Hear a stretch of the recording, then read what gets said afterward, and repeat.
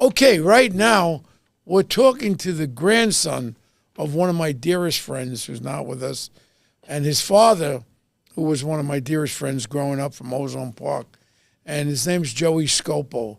Joey, welcome to the show here. Thanks for having me. And, I do go back with Grandpa and Pop and your uncle and everybody else. It was the start of my life over there in Ozone Park. And now you put together a book. I bet you got a lot of shit about putting this book together, right? Yeah, it was a fun one. And you went from dad and grandpa and uncles being involved in organized crime to a legit union organizer. Am I correct? Yes, absolutely. And something tells me I have a little relationship with your union. I signed up to 6A back in the 60s. I became a member of 6A, Concrete Laborers Union, and that's what you headed up? Yep, I was the head organizer for the District Council 16 Cement and Concrete Workers. And what's the name of the book for people to read about it? Take It Back. Take It Back. Take It Back. And where can they get this? You get it on Amazon and Kindle. Kindle. And it's not a long book. It's a fast read. Yes. It's like more of a statement book. Yes. Where you could read real fast. And, I wrote it for my vision of the 2026 reader, someone that wants something quick and informative. Right. So why don't we start a little bit about how you got involved with writing this? Well, first talk about your family. Your grandfather was Ralph Scopo. Yes. And I'm very open about it. I mean, the truth No is secret. the truth. Ralph Scopo, for anybody who don't know who he was, probably one of the most powerful guys of the 5 crime families. He was the one that was involved with concrete, unions, carpenters, tin knockers, every union in New York City. And he was the guy that would hand it out to the different 5 crime families. He was the subject, which he hired me when I retired, of the commission case. Yes. And Grandpa, who was a very dear friend of mine, was the subject of the guy who was dishing out a lot of potatoes to all the crime families. So your grandpa was one of the most powerful organized crime guys that no one knew about. He was the guy who was passing the cash. He drove the medium car, the regular house. He did it good. He lived on Atlantic Avenue, and your grandma was a twin, and I was up there on Thursday night for veal cutlets and broccoli rabe every Thursday night.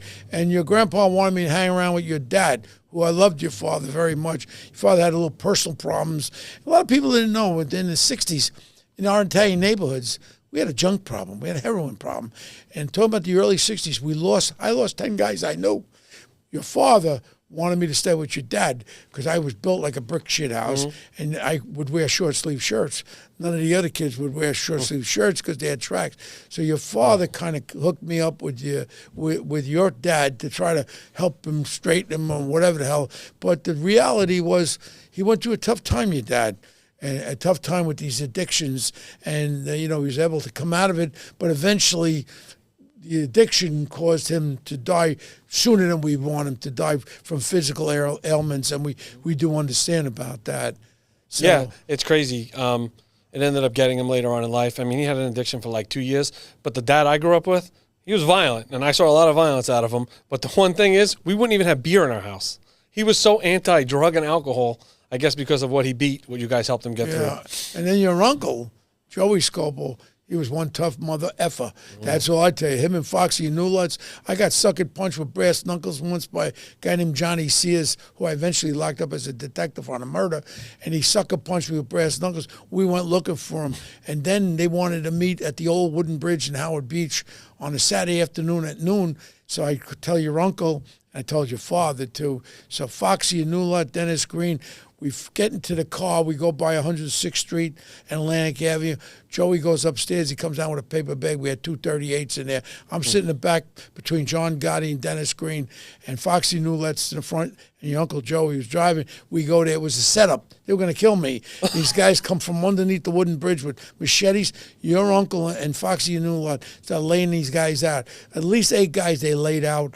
Punched the living shit out of him. Yeah. And then he kind of saved my life. Your uncle saved my life. And your grandpa was the one that had my back all the time. That loved you. Yeah. Yeah. And my prom, I didn't have a car. I had an old Volkswagen with one eye in it, one headlight. Your grandpa gave me a new car to go to the prom, and he set me up to see at the Copacabana to see Bobby Darin after my prominent, I love your grandpa. I have such great memories. So let's talk about you. Let's get your book sold, because people don't understand. When you've come from a family that's involved in organized crime, all of a sudden now when you try to be legit, you have a lot of problems. Am I correct? Well, the last name carries a lot of weight. When you say, I'll be at an event and I'll say Scopo, and they're going to take a picture with me and I say Scopo, they're like, I'm okay. And then they'll walk away. They're nervous because they don't want to be in a picture with the unions and stuff with a Scopo. But it also carries such a great weight with the members. Because when they hear Scopo, they know they're covered. Yeah, and they know someone's going to fight for them. And Knapp, what was his name? Anthony Knapp? Anthony Knapp over in Belmonte's. I just drive your grandpa up there to meet him over at Belmonte's, and I'm laughing because it seems like yesterday. My memory's not that good, but these old memories good on me. Yeah. And we used to go up there to see, and I used to drive your grandpa to meet Fat Tony Salerno at the Colonial in East Harlem. So when I became a cop, through your grandpa, I knew everybody. I knew all the gangsters in the world. Yeah. But one thing, I would never work in organized crime because of that reason. I knew everybody. So when they asked me from the police department, well, Bo, you'd be great. You're up in Rayos there. You know everybody.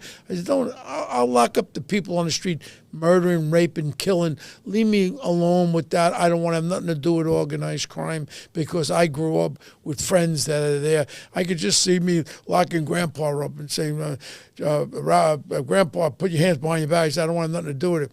Then when I retired, your grandpa, his lawyer, Barry Slotnick, hired me to go and investigate. The only problem was everybody I investigated, when I tell them Ralph Scopo sent me, they'd run out the back door.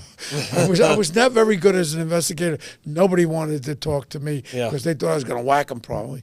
But, the whole thing with that is it was probably a hard transition to go to a legit union guy because you cared about your membership. You're a very loyal union guy. Yes. And I was part of your union for a lot of years. And, it's family. Union's family. Mm-hmm. So when you try to transfer into the union, you got a lot of stickiness there, right? Yeah, I'm the reason. My family is the reason why you don't join the mafia. My grandfather died doing 100 years in Lewisburg. My Uncle Joe died on the street. Mm-hmm. And my father died. He was under house arrest at the time he died, facing 100 years, which he talked down to pay a fine, which he told him to go screw himself. He wasn't paying the fine either. I was with your dad towards the end there. I know. I remember you at the wake and everything. And, so when you get into it and everything that I was taught from my forefathers was the men come first. Yeah. The men come before you. Get what you can for your men. Yes, and that was always the thing. Don't take money out for yourself and spend it on bullshit, fancy cars. The union men come first. That's a beautiful thing. I wish all unions were like that. Yeah. Yeah, that's how we were. I was always men first. And a lot of the members used to say to me, this whole city's following you. You got 5,000 people. You got people from Canada talking to you. Wearing your shirts because I had Take It Back shirts at the time because that's what the book's named after my campaign, and they would say you need more of an ego, like you're too calm, you're too mild about it. But then you had problems. Were you around when you had problems when they had the that FBI agent there who retired, receivership? Vecchio? Yeah, weren't you guys put under receivership? Bruce Mal. Yes, we were put on the trusteeship. Were you in charge then? Yeah, I was on the board. Okay. I wasn't an organizer. I was an organizer then, but I was on the board. I wasn't a business manager. But they put us on the trusteeship. We're the only union in the history of America that's put on the trusteeship without any money stolen. Mm. We were put on the trusteeship because Dino Calabro, the rat that he is from Brooklyn, said that he had connections with local 6A and he was running 6A. It was a complete lie for him to get off his 100 years. Just to get off his schneid. Yep. We took over the Carpenters Union with Freddie Devine. I was hired by the International to take over 257, all the unions. We took out the building on Hudson Street. I had 100 armed guys that we took over the 3 locals of the Carpenters Union back in the 90s. So I started getting phone calls up to Rayos, and they're saying, Bo, this is not good. I got a phone call in my house. I went up there, I talked to somebody, I said, if I get one more phone call, I'm bringing the FBI in, and I'm not a rat. You don't threaten my family. This is business. If I didn't do it, somebody else would do it, okay? So let's leave it at that. You got the rats that gave you up, not me. And, you could do it, you work. That's how I work. I'm not a rat.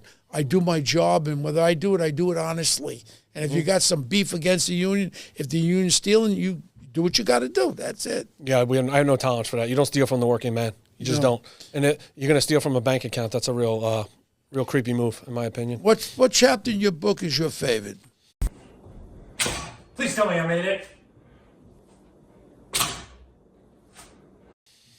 What was it? I think 7 and 8 was the Terminal Warehouse in Dumbo, Brooklyn. Those were our big rallies. Our big rallies were in Dumbo, Brooklyn, and that's where we got a lot of money back for the undocumented workers that were being exploited.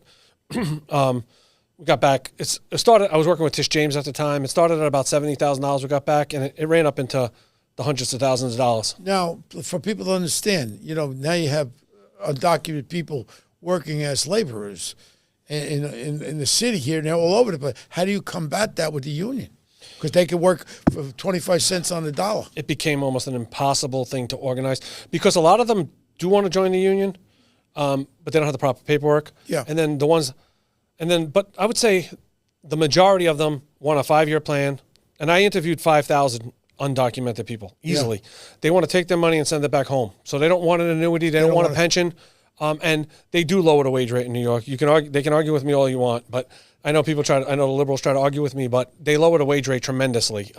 It becomes impossible to collectively bargain, knowing that they have an unlimited workforce to fight against us. That will work for nothing. I remember from working, we used to have an expression called "he's a slouch." That means that you really mope around, not really do your job. One thing about a lot of these undocumented immigrants, they work kind of hard. They work hard, but you can't take away from the union guys who've been putting their whole life into this union and make the money they're supposed to be making. And we have to protect the unions. And I'm a union guy. I'm still with the detective endowment. I'm a union guy, and I respect that. Mm-hmm. And look at. Make them legal.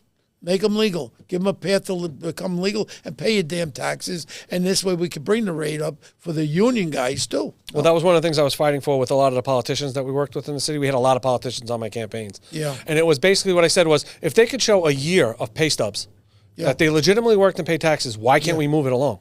Yeah. What do they got to wait for? They're showing that they're contributing to society, that they're a working person. And it was something that I got a little sick at the end and I had to retire. So, but that was one of the things I was working on. Yeah, it's a remarkable story to go from where you went and all that. Again, where can we find this book? Amazon. You just put in hashtag Take It Back because there's a lot of Take It Back books. But if you put the hashtag Take It Back in, Joe Scopo comes right up. It's a yellow book, and it's only $2.99. I kept it low because I want people to read it. I think it's a good book on leadership. And okay, that's what I was going to ask you. What do you get most out of reading this book? You learn what it takes, the mindset to have of a leader. I was a very good leader. There's no doubt about it. And when I went into a room, I had a mindset that I'm going to control the room, but I'm not going to be loud. I'm not going to scream. I'm just going to control it. I'm going to counter everything that they say. Knowledge about what you're talking about. Oh, I had tons of knowledge of the business. Yeah. I knew everything. So, and then it's all about being fair too. So you got to give a little to get a little. But I focused on safety, and I focused on the workers, and I focused on making sure that these rich contractors weren't going to hire exploited workers, that they could just give them nothing. And wage theft was rampant when I was an organizer. They were, real quick, what they would do is they wouldn't pay them for a week. Then they would give them the pay for a week. Then they wouldn't pay them for 2 weeks. And then they'd give them the 2 weeks. And then they start working on 4 weeks. And then they don't get the pay no more. And that's why I had to step in and get them wage theft. Because even though I'm a union member, I don't want to see non-union workers get exploited by some rich contractor who's eating caviar while they're eating nothing. Where are you going to go? Where are you going to report me to? You're illegal here. Exactly what they said. Bullshit. Exactly what they did to them. Yeah. And then they had a guy like me to step in, and I changed a lot of it. You're a remarkable guy, and I'm just happy you're retired. You spend time with your family. That's the most important thing. And again, people just remember, Joey Scopo Jr. comes from a real great family in my heart. My life started with your grandpa, your father, your uncle, and I have a lot of love for the Scopo family. They loved you too. Yeah. All of them. And ladies and gentlemen, pick up the book and check out Joey Scopo Jr. And how he ran a union. And the remarkable part is he cared about the undocumented laborers too. He cared about both of them. You have a big heart. God bless you. May you be healthy, and great to see you again. Thanks so much. Nice to see you.